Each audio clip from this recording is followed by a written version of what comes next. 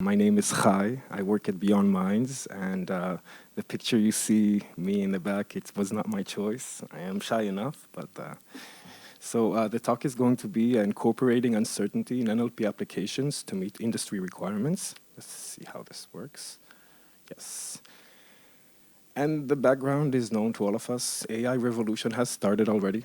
We are the pioneers. We're already there. It's already integrated in so many parts of industries. But that being said, integration is still limited. On the cherry on the top of AI for human interaction is NLP, because this is the key for human communication. Benefits are also clear. Automation, reduced human-intensive human work, also reduced human error, usually due to consistency. There are many drawbacks. I'm going to address one of them in this conversation, discrimination and also the types that comes with this drawback. And so these are the barriers to AI adoption. In this talk, we're going to split our conversation into two prisms. First is for business users, meaning people who are buying AI technologies and then implementing them in their companies and then providing services to other customers. And also on the technical side, where it's also for people like us who are developing. I actually don't know what the mixture of the audience is. Not such a big audience also, but yeah. Okay, so for business users, I think the barriers is first of all unsatisfactory performance, which means maybe machines are not doing as well as humans. Even though we have proved ourselves, machines have proved themselves, AI has proved themselves in so many fields, there's still so many fields that it is unsatisfactory. And I think the main problem, which also relates to the barrier we're going to address, is that of trust and accountability. And this is something I'm going to talk about in several points throughout this discussion. How do we trust machines? Why do we trust humans? This is a good question also. So these are the barriers we're going to deal on the human side, on the business side. On the technical side, I think that we're all starting to implement AI technologies. We have to do this for complex problems and at speed with fast development, and also at scale, maintaining good state-of-the-art results, future-proof compatibility with different APIs, etc., etc. So after this nice motivation, we're going to go over use case of medical claim assessment and to use that in order to demonstrate some of the points that I was discussing. We're going to say that the solution for this is based on representation, and I'm going to give some background on that. And then I'm going to show how to implement it using the BME, which stands for Beyond Minds. That's the company we work in, modular engine. And I'm going to talk about what was the reverse engineering for building this model for solving complex AI problems, and to show how it can solve this use case, for example. And we're going to talk at the end about one module, which we call market enabling, which deals with the barriers of AI adoption for business sides. So we were talking about trust and accountability and also unsatisfactory performance. Okay, medical claim assessment. Classification problem. Given an input, a textual input of a claim, we'll see an example in 2 or 3 slides, I don't remember. You have to give one classification, rejected or approved. This is the process. What we see here in this nice let me get this. In this nice 3 circles is what you see is it's one process that's used today by insurance companies. This is a specific process that was designed for a quick assessment process, which means actually what you see in the second circle is that most of the claims that are under some predefined cost are just approved automatically with no even human assessment or even some kind of assessment. They are doing this for user experience in many cases, to get a fast, quick assessment. So today, the process is very long, at high cost, due to human labor. So many cases repeat themselves, and it's still, since it's human beings, we're still prone to errors, usually due to inconsistent decisions. Okay. So I just want to maybe demonstrate some kind of costly ramification of what happens if we still continue using this process for this specific use case. So this is an example for a medical procedure that involves surgery that comes at a cost, and 100 out of 1,000 cases were selected randomly. 83% of these cases were found to be not medically necessary. A question that might come up later is who decides what's the ground truth in this, and we can discuss this later. But just to end the ramification, so at a cost of 2,300 euros for this specific surgery, this amounts only for this simple example for 1,909,000 euros that could have been saved by the insurance company. To cut even 30%, even 10% of that is meaningful. Yeah? Okay. AI-based solution, we said this, we're all here, automation. Yeah, it's efficient, it's fast. We can also get nice insights because we're also data scientists, all of us. And it reduces cost. And the reduced cost one is, it addresses the procedure, the process that I showed you earlier with three circles. In this case, it can cut automatic approvals, which were not really necessary. Even if it cuts only 50%, only 10%, this is a very big costly ramification. A reduced cost, the second reduced cost is for some kind of process that I haven't shown here that does include some kind of human assessment, even twice, once by nurses and later by doctors. And in this case, it is clear that automation saves very expensive human resource. Okay. So representation-based approach, I think, is the key. I mean, not only I will see it in the next slide, but it is the key to deal with challenges such as limited data, which is the case in most of the real-world problems, and also of complex inputs. And what we see here is an example input of a claim, and I'm not going to go over it, but what we can see is the complexity can be seen there. We have multiple entities, multiple interactions. There is negations. This is something that is rather complex to read. I'm saying this because I'm talking to the choir. We're all here. This is a harder input space than computer vision, than just, this is graphs, this has semantic meanings. So what is representation? I'm going to read the first sentence of the abstract from the most, I think, impactful paper that was written in Nature by LeCun, Bengio, and also Hinton. This is the first sentence of the abstract. Deep learning allows computational models that are composed of multiple processing layers to learn representations of data with the multiple levels of abstraction. I think it signifies the fact that they chose this sentence as the first sentence of the abstract, that deep learning is, what is it if not representation, yeah? At the left side, what we have is the raw information, the inputs. This is the raw, it's unprocessed in any way. And at the right-hand side, we have the highest level representation, which usually in this context goes together with the text. For a low-level representation of an input or textual input, the highest level will be a classification if it's rejected or approved. And everything in the middle, that's where the magic happens, actually. We're going to talk about it. So what happens actually there?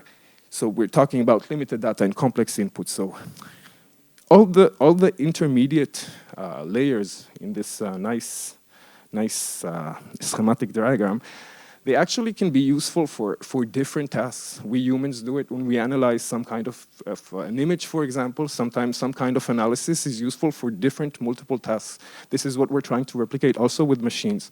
So the supervised representation-based approach also combines different sources of supervision, of representation, both supervised by data that we get, and if we're good, we're also able to transfer some of the knowledge, because we're talking about also multitasking, some of the knowledge from one application to other applications. And we also have self-supervised methods for representation, such as the all-known BERT, that use some kind of masking. We also use data augmentation, which can be seen also as part of representation. And data augmentation is also used for dealing with limited data. In this case, we can use supervised data augmentation if we have a supervised data set. And if not, we can also consider it in a semi-supervised regime to consider some kinds of unlabeled data augmentation. And it's a challenge for textual inputs, as we all know. Just an example or ramification continuing our use case. It's enough to replace one word in some kind of medical claim, say elbow with knee, which are semantically very close in a semantic space, and this can completely change the medical claim and the approval, and the classification. Inconsistency in a medical claim will probably lead to a rejected claim. Yes. So finally, how do we do it at Beyond Minds? So the idea is to use some kind of engine that leverages this representation power that goes across many tasks. We're aiming to build something that is both future-proof, research-driven. We have lots of scientists that do different tasks that hopefully they share some features that can be useful for different and diverse tasks. We try and aim to stay with state-of-the-art accuracies, and it's very important for us to maintain it, especially for our clients. Yeah? The engine is actually composed of 4 pieces. The second one we already talked about, the representation models, which means give me data, let me find how to represent it, in what level of abstraction, which is good for carrying out a specific task. We have the first module is what we call data-related module. In this module, attacks or addresses correctly. I would call it extreme data scenarios where you have noisy labels or limited data.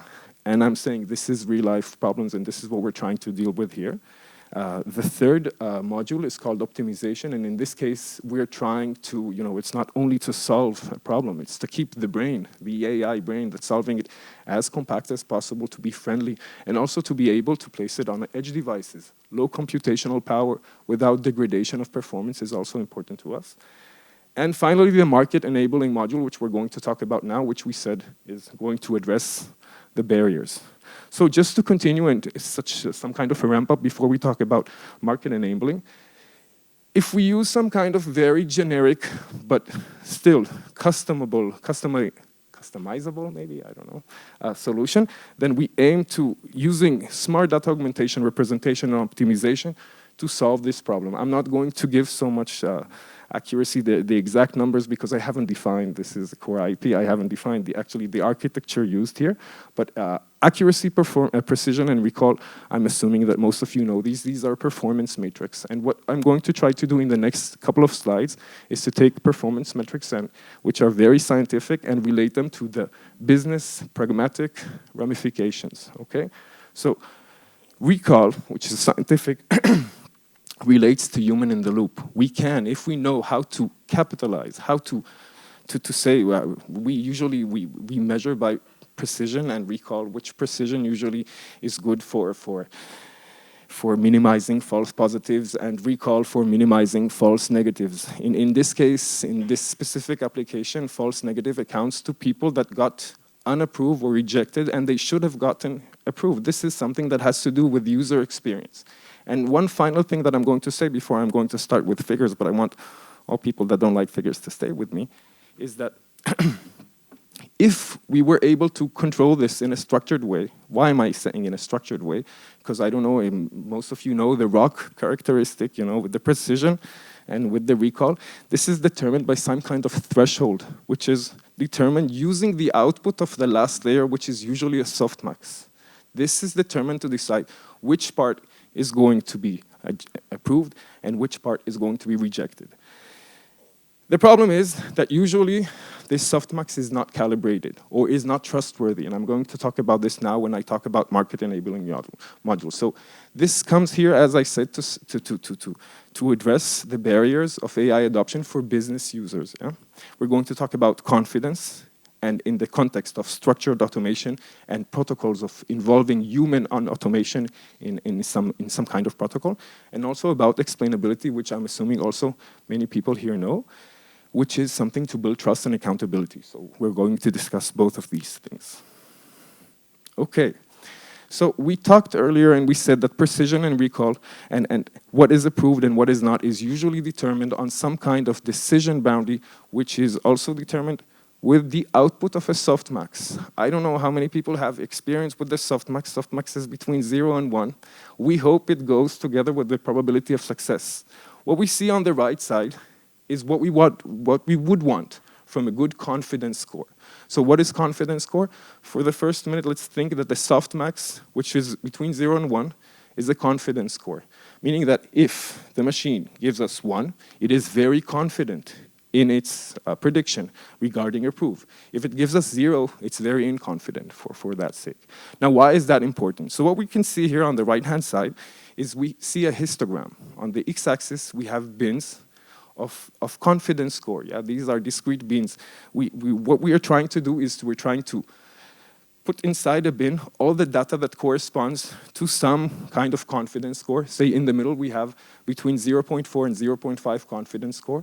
And then only for that data, the data in the bin, which got a confidence score, to check out what is the accuracy in practice. What we see on the right-hand side is what we call reliable, or mathematically it's called statistically calibrated, meaning that the machine has a good feeling about how confident it is about its decision when measured with respect to accuracy.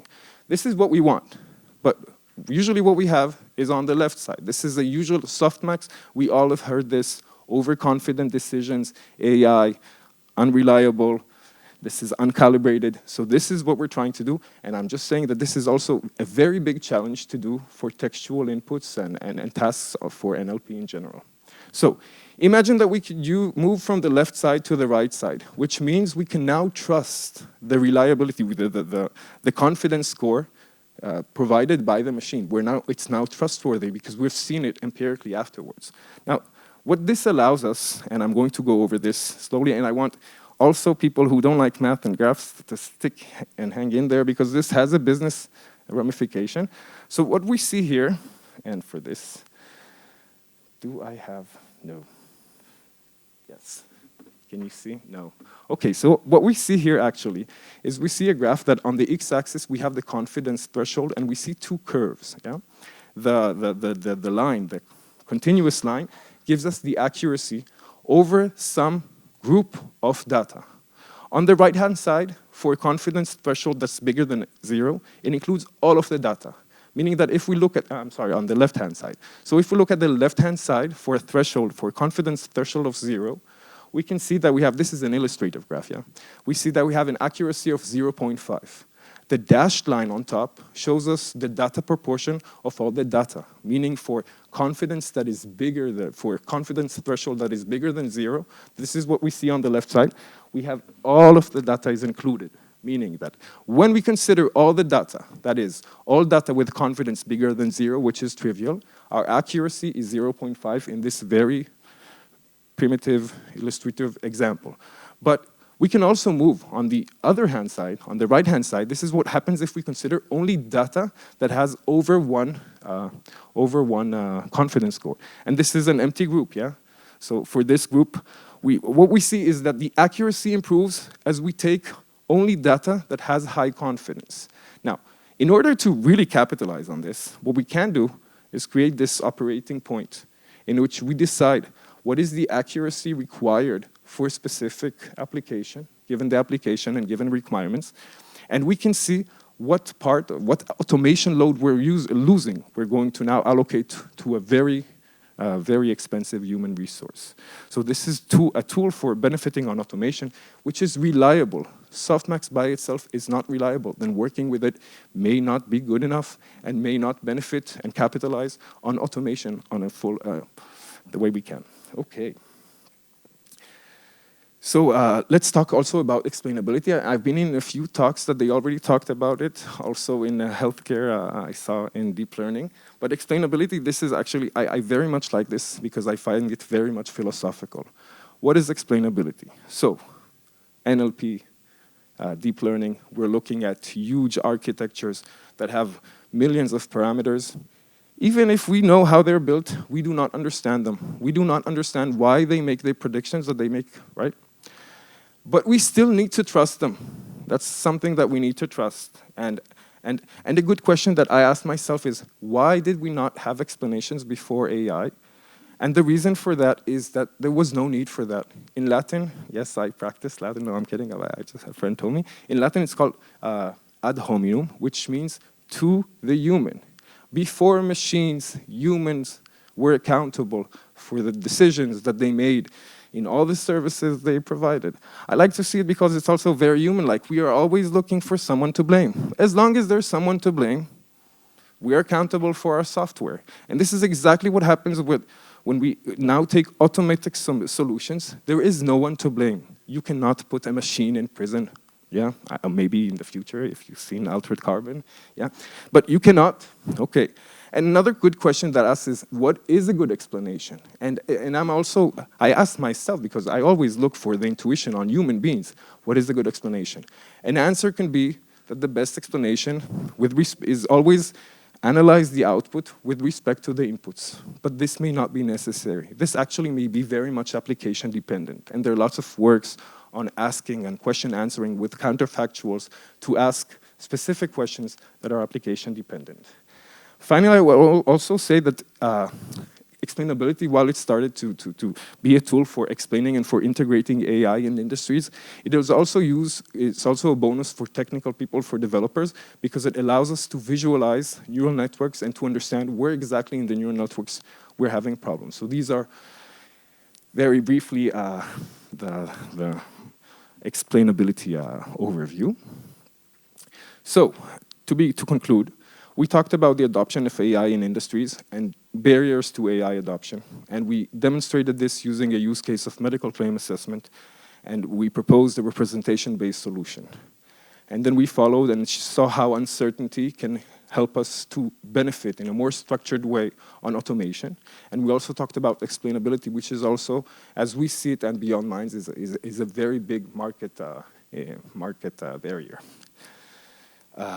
Yeah, and that's it. So thank you very much. I put the graph here because I was convinced I would have questions on it. So if you have any questions, please feel free. Thank you.